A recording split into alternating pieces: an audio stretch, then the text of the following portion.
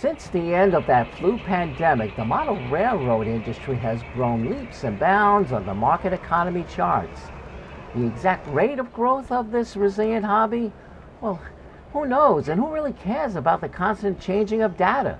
What I do see is that the numbers of railroad enthusiasts and modelers have returned by the thousands at the Amherst Railroad Show this year in 2024. 26,000 folks. All the prominent manufacturers have been delivering their newly released models that were promised for the past 3 years and then some. But what really caught my attention at this grand show like Amherst and the smaller community shows near your neck of the woods was the small business vendors. What's on the rails? Let's check out these vast, eclectic, talented small biz producers, sellers, service providers that will make you say wowza. These folks certainly will enhance your model railroad experience. Welcome to our 3-part series about some movers and shakers of newbies and old-timer small business entrepreneurs.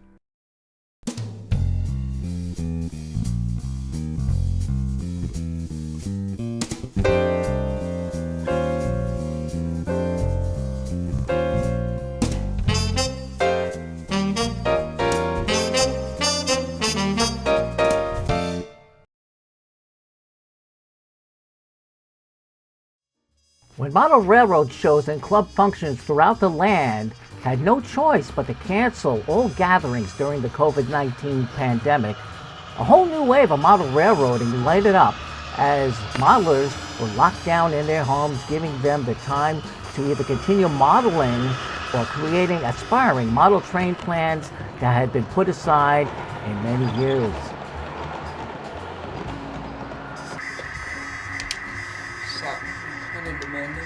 I have a hobby inside, so it's fun. Yeah, I just play with trades, work on the layout, take around. It's fun. Homebound modelers continue to purchase and build their dream works into a reality. And your manufacturers, especially the small business vendors, responded with explosive earnings and growth. This year's Amherst Railroad Show at the Big A had all the big shots and the small business ready for business. I always have fun with the accessories that light up and do things, and I think other people do as well. So it's a way to help other people enjoy this hobby. But a lot of these places, they're all small independent companies. And they usually make really interesting and really neat stuff that you're not going to see from a mass manufacturer. He's been in business now for 38 or 39 years. 39 years, wow. We started about 3 years ago and wanted to try and bring a higher end product to the market for people who are wanting to represent railroads that they love. Most of the shows that I do by myself. Yeah, it's kind of a home business that I just keep on growing. And there's money in it. You do your budgeting right, you'll be able to get anything you want. If one is looking for something very expensive, by doing it this way, somewhat of a trade, doing sale, you can get anything you want. You could always get what you would always want in this hobby. This is a great way of doing it. Riley Inch found me these. These are spine cars, 4 of them from McKean Models, very rare, for only $15.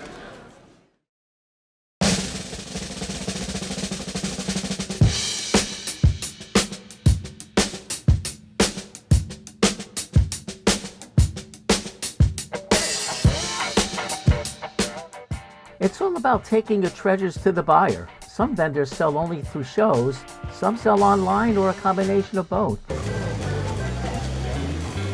Model railroad vendor Steve Ruma gave me some insights on being a vendor at the show. I've been in business probably for about 25, 30 years, buying and selling HO gauge trains. We do multiple number of shows per year on the East Coast. We do about 25 to 28 shows overall each year. As far south as Virginia, as far west as Ohio. I see some of the same people all the time, which are customers. We have a lot of laughs, kills the day, you know, trying to generate some income coming in. You know, if we get lucky, we do. Most of the time, we do. The old timers, we like the steam engines, but the new kids, we like the new diesels because they have, you know, multiple sounds and they're multiple colors and they gravitate to them. Each show we do all the bookwork, log everything in, and what we do is what we call a P&L, profit and loss. Which one do you want? Versus you tell me, because I have the last year. Which one? And see which way the numbers are trending downward. I mean, years ago when we were kids, we were buying Athearn Blue Box for $1.98. Nowadays, a box could cost you $29 to $35 just for starters.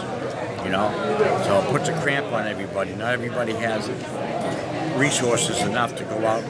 You know, buy all that stuff. The stuff is very, very, very expensive. So what makes a model railroader want to buy model trains that have increased retail prices over 80% from those good old blue box trains around the Christmas tree days? Well, they are manufactured so much better in their electronics and digital sound. They have dual-powered wheels that run smoother and pull more rolling stock, and more prototypical on detail up to the rivets along the side panels as their real-world units are modeled from. The modern manufactured model trains, engines, and rolling stock are so much more realistic and engaging than their predecessors. You know, it all comes to this, folks. You get what you pay for. If you're looking for a great way to inventory your entire model railroad layout, you need to look for this next vendor. Yeah, there's a sticker for you. I apologize. That's all right. It's all dimes. PJ. Okay, so your name is Michael Peters Bond. so what is your business? What do you do? I own Merrimack Valley Models, and we are a full HO and N-scale hobby shop. I do my own 3D printing, so I have a small set of 3D printed accessories, mostly in HO, but I do make them in other scales. And yeah, just enjoying myself here at the show. I wish I had a physical store, but yeah, I've tried to make it the best online hobby shop around. That's basically where the trend's going. Yeah. We have no hobby shops left in Maine. Yeah, they seem to be disappearing quickly.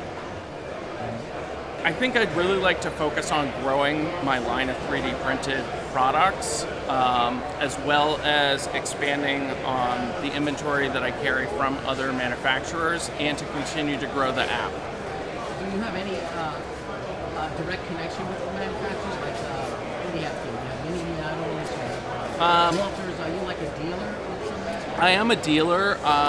Right now, I'm pretty much direct through the third-party wholesalers, and I'm actually looking to create some new dealer to manufacturer connections at this show. Is it a problem that since you're not a brick and mortar establishment, Yes. has that been hindering you getting, becoming a dealer for some of these? So there are some manufacturers who still require brick and mortar, and it is unfortunate because those are some popular brands.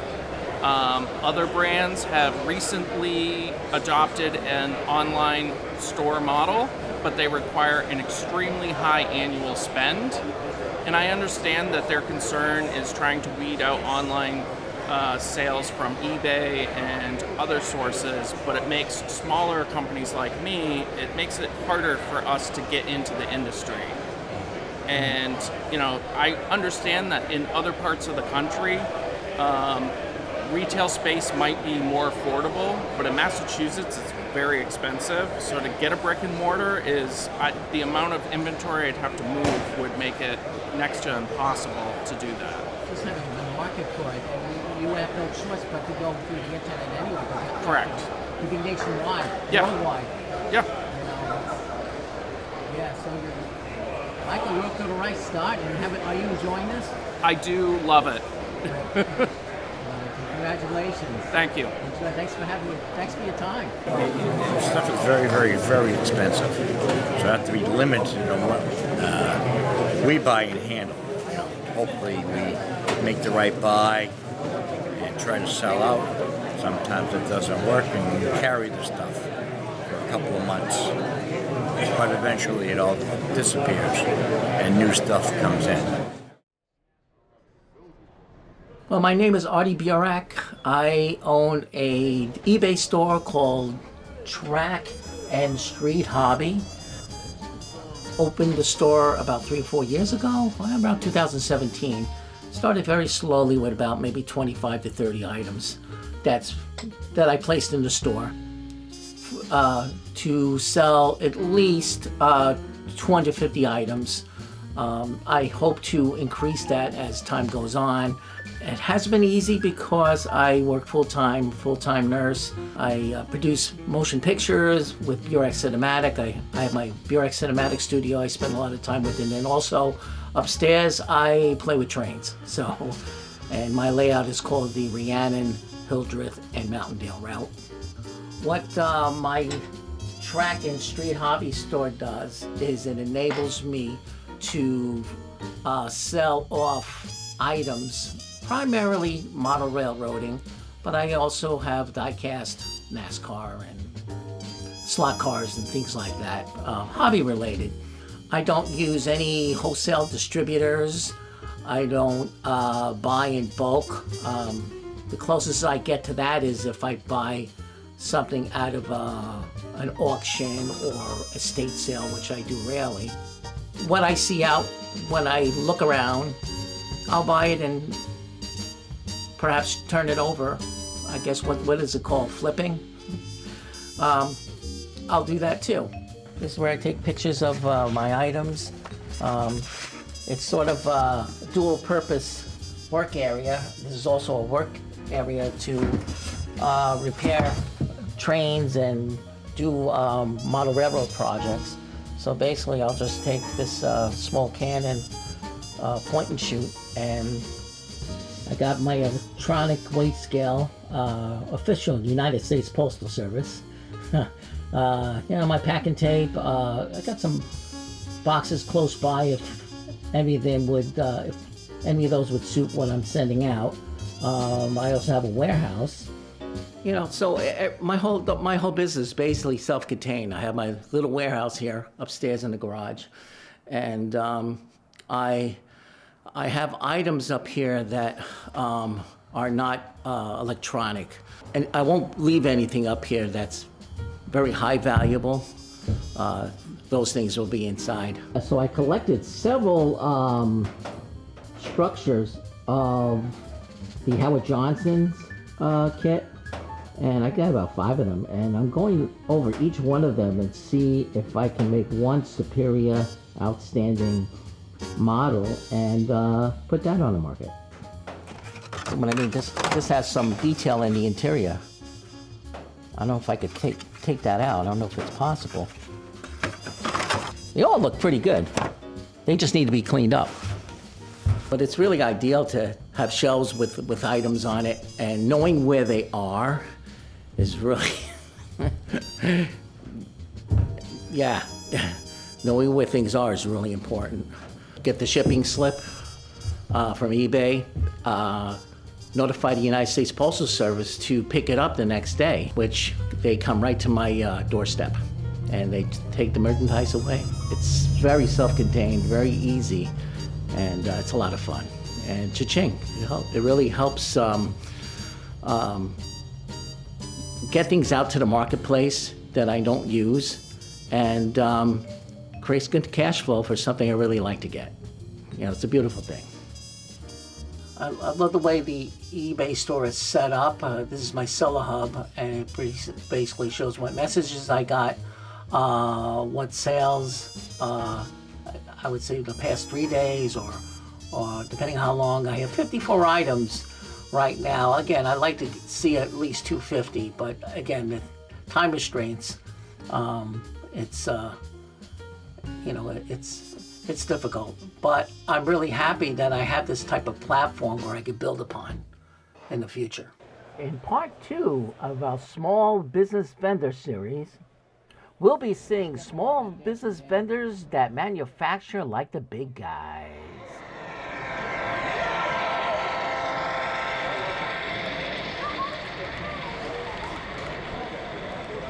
I guess in the general sense, we're a manufacturer. And you also retail from where you're at? No, we sell to dealers, and we do direct sales online, but we don't have a retail outlet. The hobby has never had more interest. I mean, just look around the show. You can barely see the floor. And, you know, with this latest Rapido run, we have brought our 42nd freelance road name into production. So that's just the tip of the iceberg of the folks that are interested enough in the hobby to create their own concept. And people love the cars that they're selling. So the interest is there, the freelance niche is growing, and social media and what you're doing to help share the word are helping to fuel our growth. So thank you very much for what you do.